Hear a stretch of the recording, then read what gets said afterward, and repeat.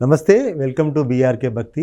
ఈరోజు మనతో పాటు ప్రముఖ ఆధ్యాత్మికవేత్త ముళ్ళపూడి సత్యనారాయణమూర్తి గురువుగారు ఉన్నారు. గురువుగారితో మాట్లాడి మనకున్న సందేహాలు నివృత్తి చేసుకుందాం. నమస్కారం గురుగారు. నమస్కారం వెంకటేష్ గారు.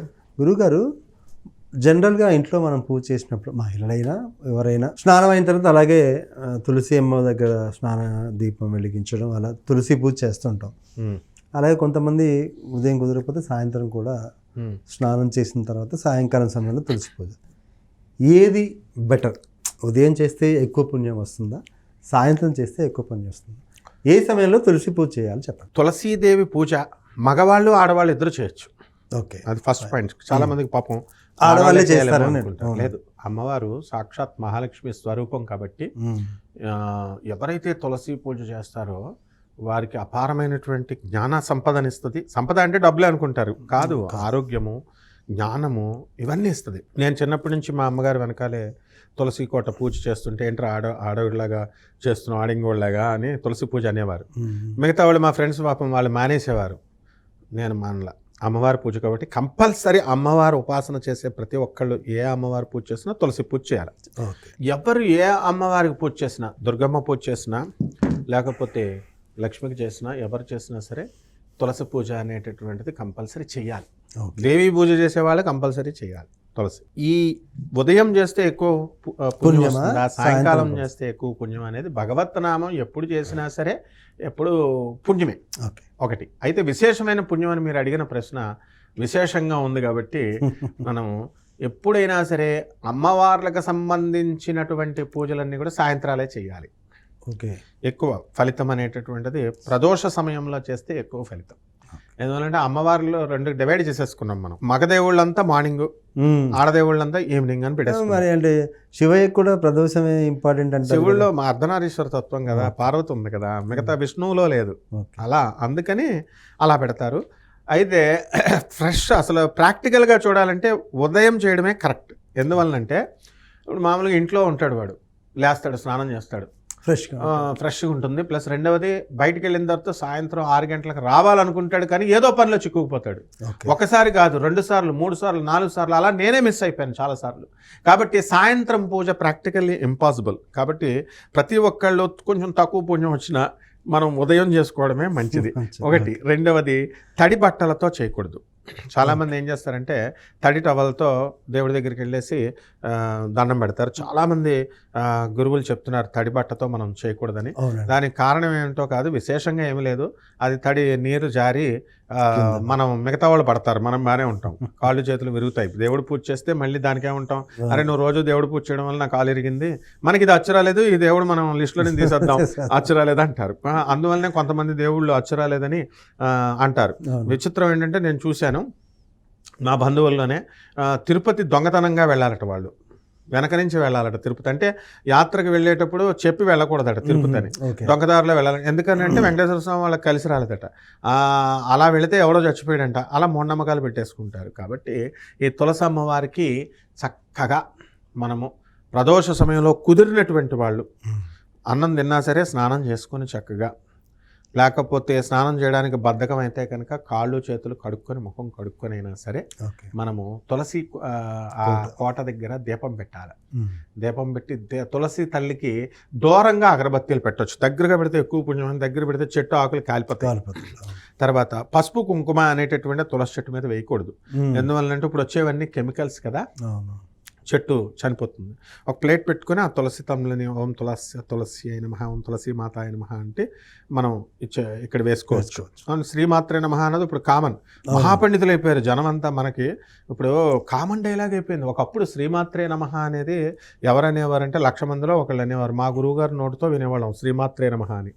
ఇప్పుడు యూట్యూబ్ మహిమ మొత్తం ఈ మహిమాను ఎవరి నోరు విప్పుతుంటే వాళ్ళు శ్రీమాత్రే నమః అంటున్నారు. ఇంతకుముందు మా గురువుగారు సుందర చైతన్య స్వామి వారి ధవళేశ్వరం ఆశ్రమంలో ఆయన ఉన్నప్పుడు పాప ఆయన స్పీచ్ ఇచ్చేటప్పుడు ప్రతి ఒక్కళ్ళకి ఏమంటారంటే ఆత్మబంధువులారా అంటే వినసొంపుగా ఉండేది. మా గురువుగారు చెప్తున్నారని. మా గురువుగారికి ఏదో పని ఉండి కృష్ణమూర్తి గారిని ఒక ఆర్థోపెడిక్ డాక్టర్ గారు ఉన్నారు, ఆయన హార్ట్ స్పెషలిస్ట్. అలాగే విజయలక్ష్మి గారిని ఒక డాక్టర్ అమ్మ, నారాయణరావు అంకుల్ అని చెప్పి ఆయన ఏకంగా ల్యాండ్ ఇచ్చాడు మాకు. ధవళేశ్వరం బ్యారేజ్ దగ్గర ఉన్న ల్యాండ్, గవర్నమెంట్ ల్యాండ్ మా గురుగారికి ఇచ్చారు. చక్కగా ఆశ్రమం పెట్టాం. వీళ్ళంటే పర్లేదు, సీనియర్స్. ఎవరినన్నా అప్పచెప్పి నేను పక్కకి వెళ్ళొస్తాను 10 నిమిషాలు మీరు అడ్రస్ చేయండి అంటే వీళ్ళు కూడా అలాగే ఆత్మబంధువులారా. ఇంకా ఆ డైలాగు ప్రతి ఒక్కడు ఆత్మబంధువులారా ఆత్మబంధువులారా ఆత్మబంధువులారా అనేసరికి వాళ్ళని చూసి మిగతా స్వామీజీలు ఇక ఆ మాట వినాలంటే నాకు ఎవర్షన్ వచ్చేసింది. ఎవరికైనా సరే అలాగ అయిపోద్ది అనమాట. ఇప్పుడు శ్రీమాత్రే నమః శ్రీమాత్రే నమః అనేది చక్కగా గురువుల నోటి నుంచి వింటే బాగుంటుంది.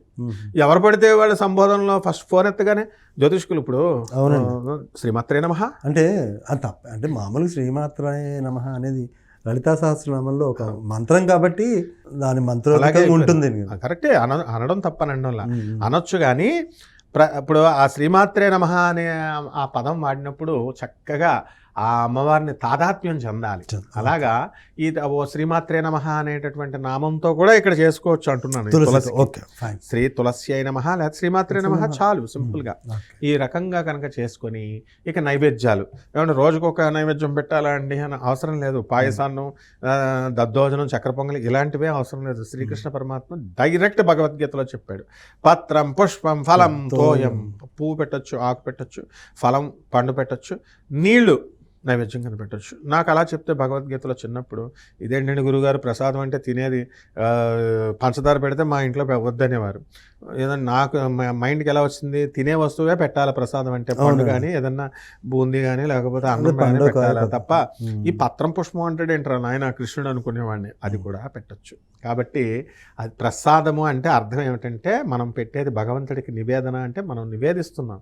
మీకు ఏదో ఒక గిఫ్ట్ ఇచ్చి స్వామి వెంకటేష్ గారు నాకు కొంచెం చూడండి అని ఎట్లా అయితే మీ శిష్యులు అడుగుతారో చిన్నపిల్లలు, అట్లా వీళ్ళు మనం గురువుని మనం అమ్మవారిని ప్రార్థిస్తున్నాం. కాబట్టి నార్త్ ఇండియాలో విచిత్రం ఏమిటంటే పెద్ద పెద్ద గుప్త నవరాత్రులు, వారాహి నవరాత్రులు ఆషాఢ మాసంలో వచ్చేవి, రాజశ్యామల నవరాత్రులు అప్పుడు జరిగినటువంటివి మాఘమాసంలో, దేవీ నవరాత్రులు, శరన్నవరాత్రులు, చైత్రమాసంలో జరిగే వసంత నవరాత్రులు, వీళ్ళన్నిటికీ అంత పెద్ద నవరాత్రులనే మనం నార్త్ ఇండియా వాళ్ళు ఏం పెడతారు తెలుసా? చిన్న పడికి బెల్లం, చిన్న బెల్లం, చిన్న పంచదార, చాలా అదే నైవేద్యం. మనకులాగా 9 రకాల నైవేద్యాలు ఇలా పెట్టాల్సిన అవసరం లేదు. ఈ నైవేద్యాల లిస్టు చూసి చాలా మంది పూజ చేయడం మానేశారు, భయపడిపోతున్నారు. ఇవన్నీ మేము ఎక్కడ తెస్తామని. ఇవేం కాదండి. చక్కగా గాజులు, 2 గాజులు కూడా అమ్మవారికి సమర్పించవచ్చు. తమలపాకులో తాంబూలం సమర్పించవచ్చు. అసలు తులసీదేవి యొక్క ఆరాధన చెయ్యనదే ఏ పూజ కూడా ఫలించదు. ఎందువలన కృష్ణుడికి శ్రీ మహావిష్ణువును ప్రసన్నం చేసుకోవాలంటే తులసాకుతోనే కదా మనం పెట్టాలి. అలాగే పరమేశ్వరుని మనం ప్రసన్నం చేసుకోవాలంటే మారేడాకునే కదా పెట్టాలా. మారేడాకు లక్ష్మీదేవి. ఇక్కడ మనం పూజ చేసేటటువంటి తులసి చెట్టు నుంచి ఆకు కొయ్యకూడదు. వేరే మనం గార్డెన్లో ఇంకా ఎక్స్ట్రా పెంచుకోవాలి పూల తోటలాగా. వాటిల్లో ఉన్న తులసి ఆకుని తీసి శ్రీ మహావిష్ణువు పాదాలకి పెట్టచ్చు, దండ కింద వేయచ్చు. ఇది తులసి పూజ చేసేటటువంటి విధానం. తులసి మాల విభూషితం. అసలు తులసి పూజ చేయడం వల్ల ఏమిటంటే భక్తి అంకురిస్తుంది మొట్టమొదటిగా. ఇప్పుడు ఎవడక్కాలండి భక్తి, నాకు కావాల్సింది ఏంటంటే మనీ మనీ మనీ అంటున్నారు. మనీ డబల్ రేట్లో. నువ్వు అడిగేది ₹1,00,00,000 అయితే ఆమె 10 కోట్లు ఇస్తుంది. అందులో గ్యారంటీగా నేను రాసిస్తాను తులసీదేవికి చేస్తే. అంటే వీళ్ళ పెళ్ళిళ్ళు అవ్వట్లేదండి అంటారు. పెళ్ళిళ్ళు కూడా మీకు ఉద్యోగం సద్యోగం లేకపోయినా సరే తులసీదేవి పూజ చేయండి, రాసి నేను ఇస్తాను అవ్వకపోతే కనుక. పిల్లలు లేనటువంటి వాళ్ళు ఏ IVF సెంటర్లకి ఎక్కడికి వెళ్ళాల్సిన లేదు. పిల్లలు పుడతారు. పిల్లలు లేని వాళ్ళు అన్ని రకాలు, ఈ కోరికలు ఆ కోరికలు లేవండి వెంకటేష్ గారు. ఏ కోరికలైనా సరే తీర్చగలిగేటటువంటి సర్వసమర్థురాలు తులసీమాత. ఆ పూజ చేసుకోవడం వల్ల ప్రదోష సమయంలో చేసుకుంటే ఇంకా ఫలితాలు. కాబట్టి ఏమన్నా నాకు కుదరటం లేదండి నేను అంటే ప్రాబ్లం నీదా తులసీమాత, ఆమె ఎప్పుడు రెడీగా ఉంటుంది. నువ్వు కుదుర్చుకోవాలి, దట్స్ ఆల్. ఇప్పుడు అపాయింట్మెంట్స్ కోసం వస్తారు కదా, ఒకసారే చూస్తారు వాళ్ళు. ఒకసారి కలవలేదనుకోండి అంతే వెళ్ళిపోతారనమాట. అలా తయారైపోయారు జనం. దేవుడి దగ్గర కూడా అదే బ్లాక్మెయిల్ తయారైపోయింది.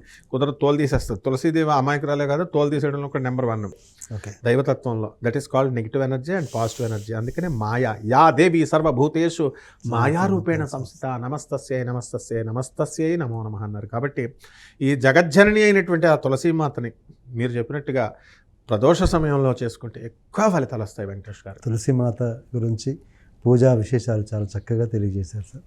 ధన్యవాదాలు.